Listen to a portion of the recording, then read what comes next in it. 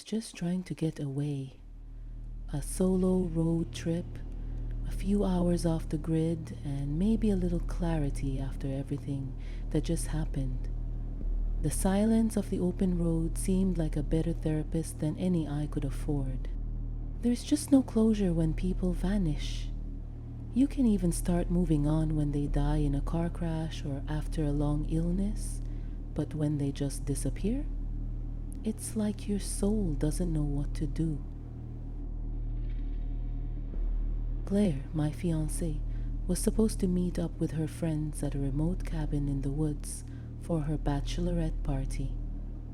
No technology, she had told me while packing socks into her rolled up yoga mat so that everything would fit better in her duffel. Claire was like that. She never liked carrying more than one bag, and she'd do almost anything to make it work. They were all going to meet up at the cabin since they were coming from different parts of the country. But when the others arrived, and there was no sign of Claire by the next day, panic ensued. When I got the call, I didn't scream, I didn't shout. I just stood there, frozen. For the first time in my life, I couldn't find my voice. Claire was missing. "Did you two have an argument before she left?" the officer asked me when I made the report. That was when I knew I had to do this myself. I had the GPS set to avoid tolls and highways, just like Clara had done. We always shared location, so I was going to follow her route for the 100th time in the 3 months since she disappeared. I was going to follow it until I got to the point where her GPS stopped. Maybe this time I'll find something. That's how I found myself in Larkridge. It wasn't even on the map at first, just a faded sign of a 2-lane road. "Welcome to Larkridge, established 1891. Population." The number had been worn away. Might have said 600. Might have said 60. The trees pressed in close on both sides, tall and skeletal in the cold spring light, their branches forming a kind of tunnel over the road. I remember the way the wind died down as I drove under them, like even the air wasn't allowed in without permission. The town appeared like it had been dropped there and forgotten. One main road, a scattering of side streets, a diner, a gas station that still had analog pumps, an old movie theater with peeling paint and a marquee that read, "Coming soon," but no movie title beneath it. I figured I'd grab coffee, maybe stretch my legs. I hadn't spoken to another human being in 6 hours, unless you count the voice on Google Maps. There was something slow about the town, not just quiet, slow. People moved like they were underwater. A woman stood outside the hardware store, smoking and staring blankly at a delivery truck that never seemed to finish parking. An old man swept the front of a barber shop, over and over, the same patch of concrete. No one smiled. No one looked at me long enough for it to count. And every child seemed to be asleep in a stroller, even though it was a sunny afternoon. And even though they all looked too old to still be using a stroller. I parked at the diner, picked up the stack of missing posters with Claire's face on it, and went in. Inside, the atmosphere was somehow heavier, like stepping into a room where someone had just said something awful and everyone was pretending they didn't hear it. The waitress, a thin woman with tired eyes and a name tag that just said M, brought me black coffee without asking. I tried to ask about the town, where I was, how far to the next main road, but she just shook her head slightly, as if I'd asked something too complicated to answer. Then I pulled out a picture of Claire. "Have you seen this woman?" I asked. She stared at the photo for a moment too long, but she didn't answer. She just set my coffee down and walked away. There was a man and a woman having blueberry pancakes a few tables away from me. They had a sleeping child in a stroller too. The child seemed to be about 8 or 9. His knees were too high in the stroller. He had obviously outgrown it years ago. I shifted in my seat to get a better look at the child. He almost didn't look alive. Pale, papery skin, barely visible breathing. And was that some sort of tube coming out of his sleeve and disappearing underneath the carrier? I drank half the coffee, paid in cash, left a tip and a couple of Claire's posters on the table. No one said goodbye. Back in the car, I checked my GPS. It told me to take the next right, and that's when I noticed it. The route had shifted again, longer than before, a loop almost. The next few turns didn't make sense. Right, then right again, then another right. That's when it started. At first, I didn't notice. The voice on my phone kept saying, "Take the next right," even when a left would have shaved time. I thought it was rerouting for traffic or road work. After a few minutes, I realized something really was off. No one was turning left.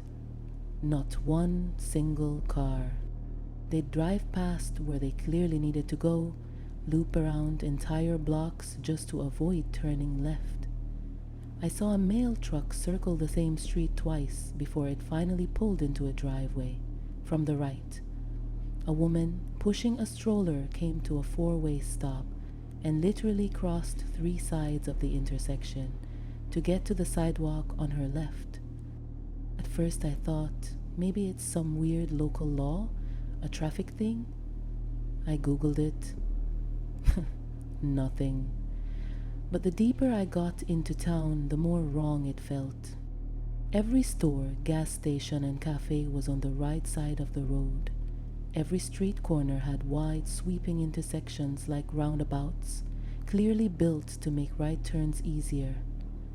It wasn't just preference, it was infrastructure. Deliberate. But then I tried turning left anyway. The moment I clicked on my signal, the GPS glitched. Not froze, glitched.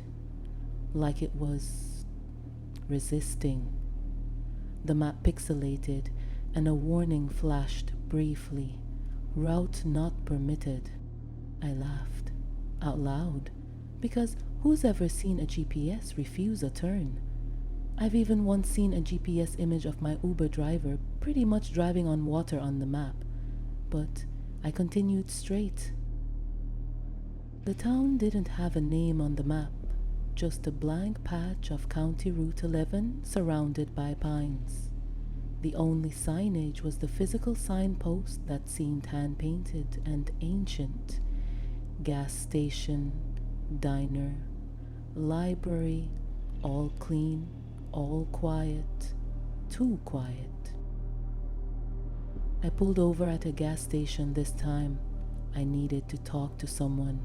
The man behind the counter smiled like it hurt. "Passing through?" he asked, stirring cream into his own untouched cup. "Just driving," I said. "Weird town. GPS won't let me turn left." His eyes flicked to the window. "You shouldn't try." I smiled, assuming he was joking. "What happens if I do?" He didn't answer. No one would. I approached him and placed one of the posters in front of him. "Have you seen her?" I asked.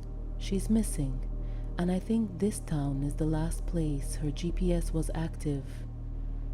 He barely glanced at the picture, but the corner of his mouth twitched uncomfortably. "Please," I said. "She's not here," he grunted. "Do you mind if I put some of these up then?" I asked, but he just grunted non-committally, and I took that as a yes. The boy packing the shelves and the other customers all avoided eye contact. I tried asking a young woman with a little girl of about 4 years old clinging to her fingers about the roads. She pretended not to hear. I decided to leave her alone. That was the first child I'd seen that was awake, walking. Something about that set me at ease. Maybe this town just had a more than usual number of children with special needs. Happens sometimes, I guess. We've all heard of locations where secret government experiments happened and left the whole town changed. I was outside back at my truck when I saw it. There was a delivery truck circling the block twice just to make a right into the alley. Not one left. "You can't go left!" A thin, tinny voice came from behind me. I swirled. It was the little girl, maybe 4, standing alone. Her mother was nowhere in sight. "What?" I said stupidly. "What do you mean?" Her eyes were too focused, too aware. She wasn't smiling. "Don't go left." She just repeated her warning. Her voice was childlike, but her expression wasn't. "What happens if I do?" I asked.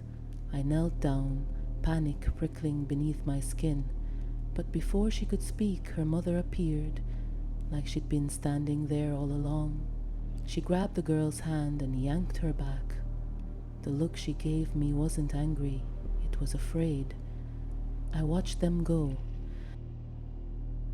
I started noticing more things. The town had no left turn signs, none. Stop signs were placed just slightly askew to steer you clockwise. Children playing on the sidewalk all turned clockwise in their games. Public benches bolted only on clockwise corners, even the birds. Flocks that should have flown randomly circled the town clockwise overhead again and again. I went to the library to get my bearings, more out of instinct than plan. Thought I'd outsmart the GPS. Inside it was dim, dusty, smelled like dry paper and basement mildew. I found an old rack of local maps. Every one of them had been edited by hand, lines scratched out, routes redrawn, entire streets missing. Every route showed rights, no lefts. I was about to leave when I saw it. A piece of notebook paper, yellowed with age, wedged between 2 books. They say the first left is a warning, the second is a mistake, the third means you're his now. No name, no date. I didn't know who he was, but I suddenly felt like I wasn't alone in the aisle. I left the library unsettled. The warning on that paper rattled around in my head like a loose screw. The first left is a warning, the second is a mistake, the third means you're his now.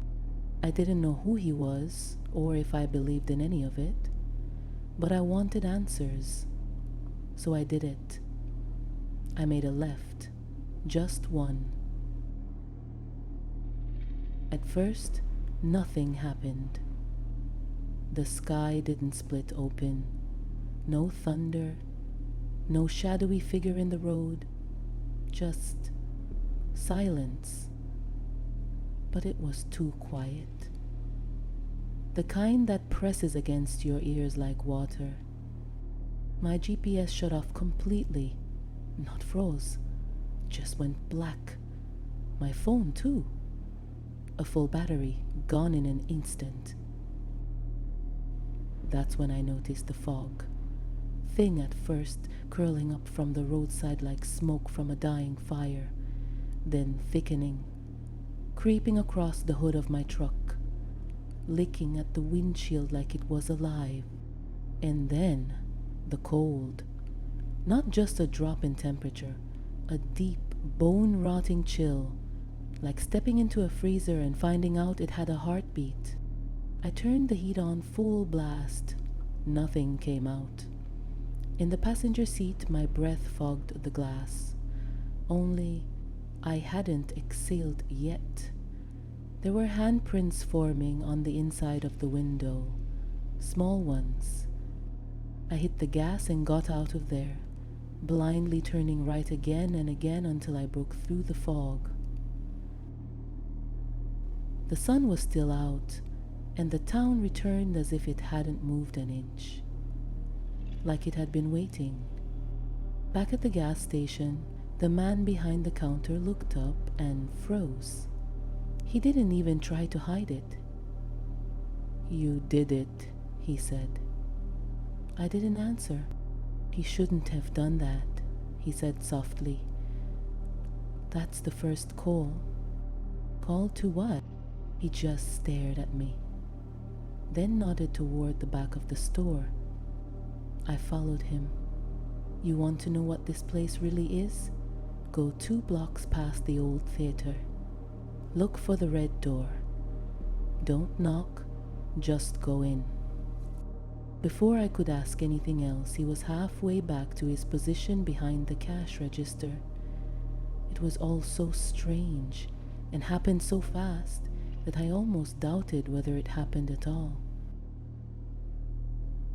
It was an unmarked brick building, no signs, no windows, just a chipped red door and the sound of a faint mechanical hum from inside. I shouldn't have gone in. I know that now. The air inside stank of antiseptic and old dust. The hallways were lined with linoleum floors that curved ever so slightly to the right, just like the roads. And then I found the room. Rows of beds, at least 50 of them, maybe more, each with a child lying motionless. Tubes in their mouths, machines breathing for them, monitors blinking slow, steady rhythms. Some of them looked barely older than toddlers. I walked between the beds, heart pounding, stomach curdling. Their eyes were open, all of them, just staring up at the ceiling. No focus, no life, like empty vessels waiting to be filled. At the back of the room, a plaque was bolted to the wall, faded bronze. "The Larkridge Pediatric Revival Wing. May they one day return to us. Established 1991. I took a step back, suddenly dizzy. I needed air. I stumbled out into the hallway, trying to catch my breath. The hallway curved like a ribcage, narrow, sterile, suffocating. No signage, just a series of identical doors with coded keypads and little observation windows covered by dark plastic sliders. I don't know what compelled me to try one, but I did. Inside, a child's hospital room. Monitors beeped steadily, keeping time with the soft mechanical hum of life support. A little boy lay in bed, eyes closed, chest rising in a shallow rhythm. His skin was pale, like candle wax. He didn't move, didn't even twitch. There were more rooms. I counted 7 before I stopped opening them. All the same. Children, unmoving, suspended between life and whatever comes next. Something cold slid through my spine. I stepped back from the last window. I turned a corner trying to find an exit and instead found an office. Inside was a metal filing cabinet and an open binder on the desk, crowded with neatly handwritten notes. One page had a list of names with dates beside them. Some were crossed out. At the bottom, my name, Gracie Walker, pending. My mouth went dry. Another section labeled pairings had photos of children paperclipped to patient charts, each matched with an adult's face and name. I flipped through them until my stomach turned. They weren't just pairing people, they were replacing something. Or completing something. Organ harvesting? I wondered. I found a clipboard resting beside one of the occupied child beds. A girl, maybe 4 years old, blonde with deep bruises under her eyes, like someone who hadn't dreamed in years. The chart hanging off her bed had my name on it. That's when the lights in the hallway flickered. Voices. Footsteps. I stepped out of the administrator's office, heart hammering in my throat, clipboard still in my hand. My name beside a child's photo. A 4-year-old with pale skin and eyes as hollow as the silence that gripped this place. I needed to get out, now. But just as I turned toward the hallway, a distant voice rang out from around the corner. Then another. Footsteps. Calm, measured, not searching, not yet, but approaching. Panic rose in my throat. I ducked into the first door on my right, barely registering the white paint peeling off its edges. The door clicked shut behind me. I turned and froze. The room was cold, bright, surgical. A man lay strapped to a gurney in the center of the room, restrained at the wrists and ankles. Tubes snaked from his arms to IV bags filled with a thick, iridescent liquid that shimmered in unnatural colors. Gold, crimson, even a deep green that seemed to pulse faintly. He wasn't unconscious. His eyes locked with mine immediately, wild, pleading. Muffled groans escaped from beneath duct tape sealing his mouth. I rushed forward, gripping the man's wrist. Still warm, still alive. "I'll get you out," I whispered hoarsely, eyes scanning for buckles or a scalpel. But before I could free even one strap, voices approached, just outside the door now. Too close. I scanned the room. No windows, no exits, only a tall, narrow cabinet in the corner. I slipped inside and shut the door just as the handle began to turn. Light poured into the room. I could still see between the thin crack in the cupboard door. 3 people entered, 2 in dark medical scrubs and 1 in a heavy red cloak embroidered with what looked like veins, branching across the fabric like arteries. They wore masks made of what resembled polished bone, smooth, featureless, hollow eyes. They were pushing a gurney into the room. A child was on it, but he did not seem to be alive. The new gurney came to rest beside the bound man. One of them rolled a small cart into the room. It held a black, sealed vessel, shaped like an urn, and several glass vials filled with a thick, deep red fluid. Another held what looked like bone-handled surgical instruments and polished obsidian stones. The cloaked figure stepped forward, placing a carved wooden bowl on a small tray beside the bed. Inside was a thick ink paste. He dipped 2 fingers in and began to trace runes across the man's forehead, chest, and wrists. The symbols shimmered faintly as they were applied, glowing an ominous blue before sinking into his skin. The restrained man began to convulse. I quietly cupped a hand over my own mouth inside the cabinet. Every instinct screamed to run. The robed figure began to chant in a rhythmic tongue, It was melodic and guttural all at once, like a hymn being sung underwater. He looked like some sort of priest. The words grated on the ears, ancient and cruel. The medical assistants adjusted the IV lines. One of them pulled out a vial from a cooler and injected it into the main line, a deep red fluid that clouded the iridescence. And then it began. The room dimmed, though no one had touched the lights. The man's convulsion stopped. His back arched, mouth open in a silent scream beneath the duct tape. The lights in the room flickered, and for a split second, I swore the shadows in the corners of the room twisted, leaned in. And then something left him. A gray mist leaked from his mouth and eyes, rising into the air. It twisted, hovered, then was gently guided, almost beckoned, toward the obsidian stones, which had begun to pulse with internal light.